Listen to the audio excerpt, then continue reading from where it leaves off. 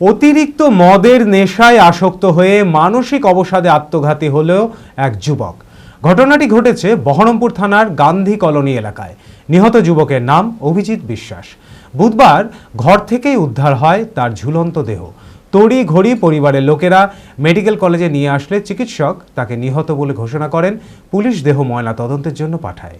মানসিক স্বাস্থ্যের জন্য সবার আগে যে নামটি মনে ভেসে ওঠে, সুস্থ মনের ঠিকানা মনোবীক্ষণ।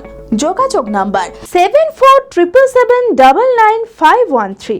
বহরমপুর থানার গান্ধী কলোনি এলাকার বাসিন্দা অভিজিৎ বিশ্বাস অতিরিক্ত মদের নেশায় আসক্ত ছিল। সেই কারণে বাড়িতে অশান্তিও হতো। বুধবার ঘর থেকে উদ্ধার হয় অভিজিতের ঝুলন্ত দেহ। তড়িঘড়ি পরিবারের লোকেরা মুর্শিদাবাদ মেডিকেল কলেজ ও হাসপাতালে নিয়ে গেলেও শেষ রক্ষা হয়নি। চিকিৎসক তাকে নিহত বলে ঘোষণা করেন। পুলিশ দেহ ময়না তদন্তের জন্য পাঠায়। পরিবারের দাবি, মদের নেশায় আসক্ত হয়ে মানসিক অবসাদে আত্মঘাতী হয়েছে অভিজিৎ। ঘটনায় শোকের ছায়া পরিবারে।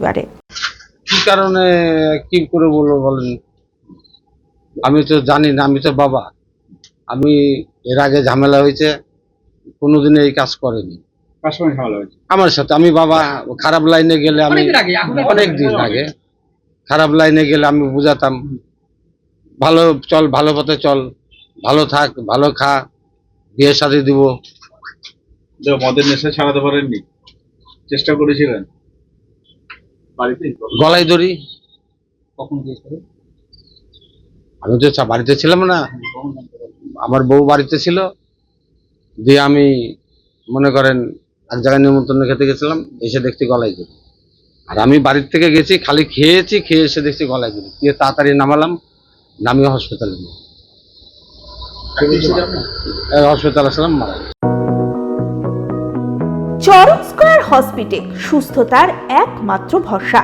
জেলায় প্রথম একই ছাদের তলায় সমস্ত অত্যাধুনিক উন্নত মানের চিকিৎসা পরিষেবা, উন্নত মানের IPD, ICU, CCU, NICU, PICU, dialysis, 7টি modular OT, orthopaedic, paediatric, urology, gynaecology, 24 ঘন্টা অভিজ্ঞ চিকিৎসক।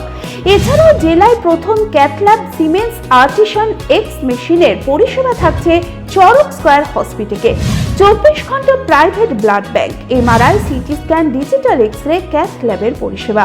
ওপিডিতে বসছেন বিশিষ্ট চিকিৎসকেরা। রয়েছে স্বাস্থ্যসাথী কার্ডে চিকিৎসার সুব্যবস্থা। চরক স্কয়ার হসপিটাল, 79 পঞ্চানন তলা, চালতিয়া, বহরমপুর, মুর্শিদাবাদ।